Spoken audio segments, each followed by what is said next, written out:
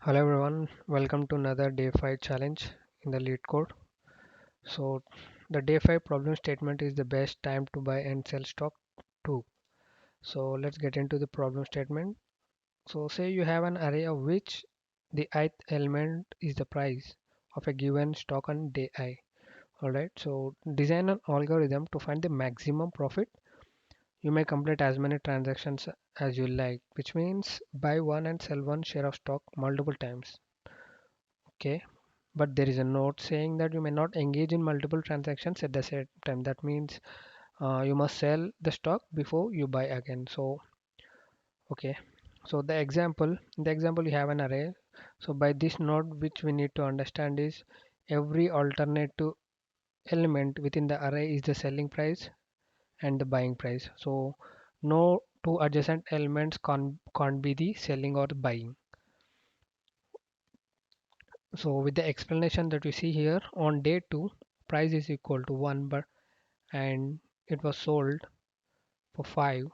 L it was sold for price 5, where you got 5 minus 1 4 as a profit. Then in the same scenario on day 4 you have price 3 and it was sold for price 6, and there is, if you subtract, there is a profit of 3. So by combining 4 plus 3 you will get an output of 7. So to understand in much more better way, I have taken a simple pseudocode. I have written a simple pseudocode to make you guys understand what was the problem statement and how do we approach it in the programming manner. So we are going to declare a variable called profit, which initialized to 0. Then we have an array which was taken from the example 1. So let's say I is your index variable. We are going to compare ith index with the I plus 1th index and see if there is any profit or not. If there is no profit, we are going for the next iteration. If you in the next iteration, if you see I plus 1th index, which is 5, is greater than the ith index 1. In this case, the condition has been satisfied. Then we are going to subtract 5 and 1. Once you subtract, we are going to sum up the value with the profit variable that we had, which is 0 plus 4, that is 4.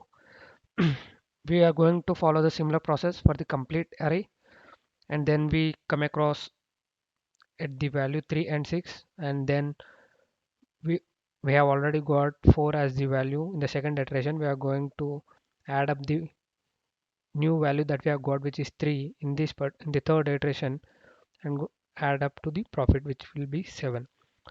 And the last value we are not going to iterate it. It's just because we do not have the selling option over there, so we are going to exit here.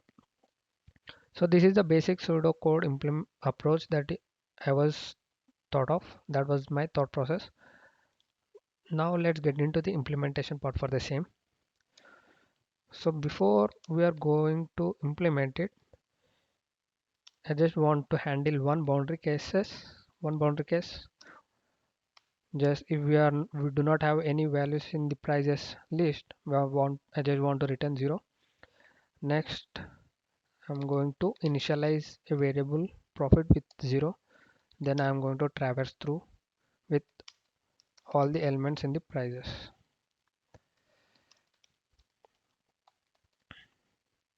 Minus 1.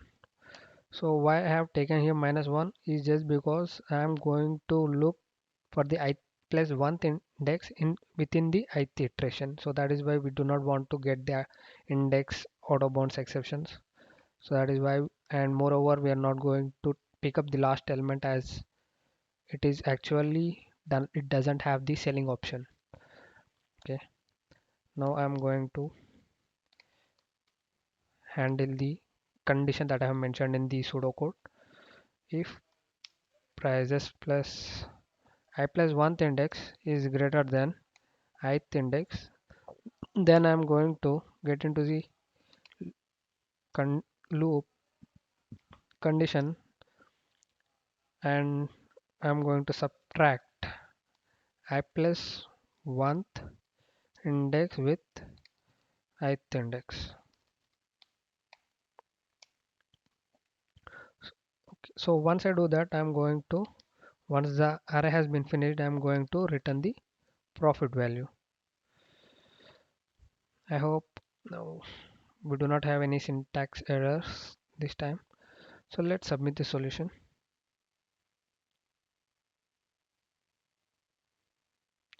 No, answer has been wrong. Why it is wrong? Let's check it.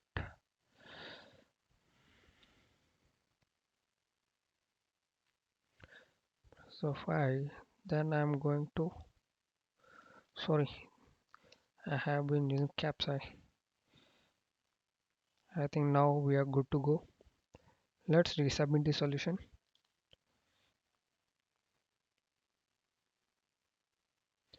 Yeah, the submission has been accepted.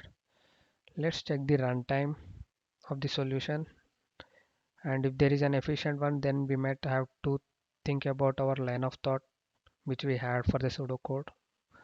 Maybe we have to improvise our solution on those terms. So the runtime is 56 milliseconds and the memory size is 15, which is quite good for this kind of problem.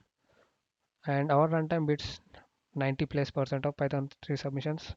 Oh, then that case, I believe we have written a much more efficient solution. I think this could be the possibly best solution for this problem. But if there are any efficient programming or algorithm that you find, please let me know in the comment section so that I can also be updated about what was actually going through this problem. Yeah, I hope you guys are able to understand and connect to the approach that I have discussed in the pseudocode. If you have any questions, just let me know in the comment section below, and I will provide the full playlist of the LeetCode 30 coding challenge in the description. And this is it for the video. And if you are visiting for the first time, make sure you hit the subscribe button and click the bell icon to turn on the notifications. And thanks for watching. See you next time.